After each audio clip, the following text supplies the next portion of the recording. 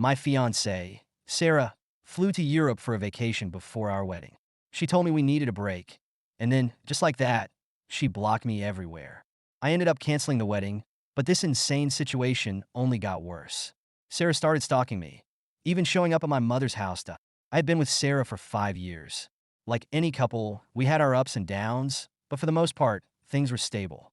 3 years ago, we got engaged and our wedding was just 6 weeks away.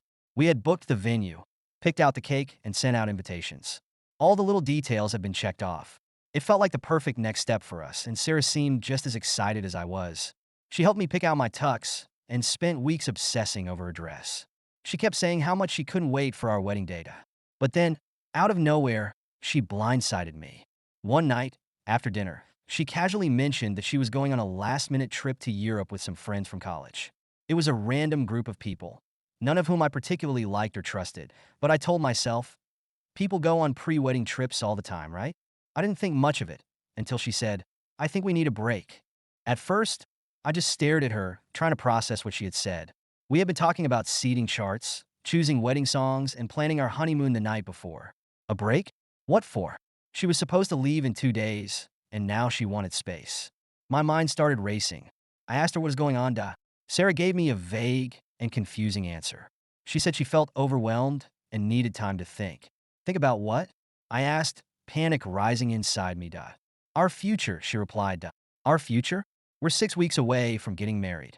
What do you need to figure out now? She shrugged, not looking me in the eye. I just think I need to clear my head. Europe is a good opportunity for that. I couldn't believe what I was hearing. I pressed her for more details, but the more I asked, the more she shut down. The conversation ended in frustration. I tried to stay calm, but everything inside me was screaming that something wasn't right. The next day, she packed her bags like everything was normal. There wasn't some dramatic goodbye. She just said she'd call me when she landed, and then she left. I watched her drive off, my stomach in knots. The woman I thought I was going to spend the rest of my life with had just walked out the door, leaving me with a million unanswered questions. For the first few days after she left, I tried to convince myself everything was fine. Maybe she really did just need a break to clear her head. Wedding planning is stressful, right? But as the days went on, her texts became less frequent. Her replies were short, almost cold. The warmth I'd grown used to was gone. Something felt off, and I couldn't shake the feeling. I kept myself busy with work, trying to ignore the growing sense of dread, but my friends and family started to notice something was wrong. I didn't know how to explain it to them. How do you explain that your fiancé went on a spontaneous trip and asked for a break just weeks before your wedding? It sounded insane, even to me. 2 weeks into her trip, I started seeing things on social media that didn't sit right with me. Sarah wasn't posting much, but her friends were. One of them, Emily, tagged Sarah in a picture at a club in Paris, and Sarah was draped all over some guy I didn't recognize. They weren't just standing next to each other, they were way too close. My stomach twisted as I stared at the screen. I told myself it was nothing. Maybe it was just the angle, or maybe he was some old friend from college. I was probably blowing it out of proportion, but the photos kept coming. Night after night, different places, different cities, and always that same guy. It wasn't just Emily posting either. Other friends of hers shared pictures and videos, and Sarah was always with him, always. I tried calling her after I saw a video of them dancing together at a club in Barcelona. She didn't answer. She didn't text me back until the next day, and even then, her response was short. I'm tired. I'll catch up with you later. Doubts started to consume me. I needed answers. When she finally called me back a few days later, I didn't waste any time. Who's the guy? I asked, my voice shaking. What guy? She replied, sounding confused. The guy you've been hanging out with. The one in all the pictures. There was a pause, then a sigh. Oh, him? He's just a friend. You're being paranoid. Paranoid? I could feel my anger rising. You're in every single photo with him. You're always with him, and you look way too comfortable. She laughed, but it sounded forced. You're overreacting. I told you I needed space. This trip was supposed to help me clear my head, and now you're making it all about some random guy. I couldn't believe it. So what? You go on a break, and now you're acting like we're not even together. We are together, she said, but there was an edge to her voice. I just needed time to figure things out. Can't you respect that? I didn't know what to say. I was furious, hurt, and confused all at once. She was acting like I was the problem, like I was the one who had asked for a break. Do you even want to get married? I blurted out. There was another long pause before she finally said, I don't know. Those 3 words hit me like a freight train. After 5 years together, 3 years of being engaged, and all the time we'd spent planning our future. She didn't know? After that, everything spiraled. Sarah's texts became even more distant, and when she did respond, it was always vague. She extended her trip twice, saying she needed more time to figure things out. Meanwhile, I was left at home trying to cancel the wedding plans without having to explain the whole situation.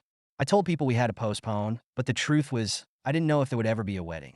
The worst part was that despite everything, I still loved her. I couldn't just turn off my feelings. I kept hoping she'd come back, that we could talk things out and fix whatever had gone wrong. But deep down, I knew things would never be the same. A month after she left, I got a phone call. It wasn't Sarah. It was Emily. Hey, she said, her voice shaky. I think you should know something. My heart dropped. What is it? There's more going on with Sarah than she's telling you. I had suspected as much, but hearing it from someone else made it all too real. Emily didn't give me many details, but she hinted that Sarah wasn't just figuring things out on her trip. Whatever was happening, it was way worse than what I'd let myself believe.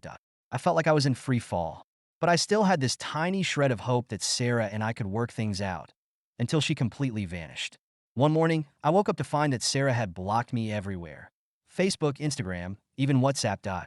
At first, I thought it was a mistake. I tried calling her, but it went straight to voicemail. I sent texts, but they didn't go through. It was like she had disappeared off the face of the earth. I tried contacting her friends. Most didn't respond, and the few who did claimed they hadn't heard from her either. It felt like a nightmare. Just days before, I'd been planning our wedding, and now my fiancé had completely cut me off. I was left in the dark with no explanation. The silence was unbearable. Every day, I woke up hoping for some kind of message, some sign that she was okay or that she was coming back, but nothing. Days turned into weeks with no word from her. My mind spiraled with possibilities.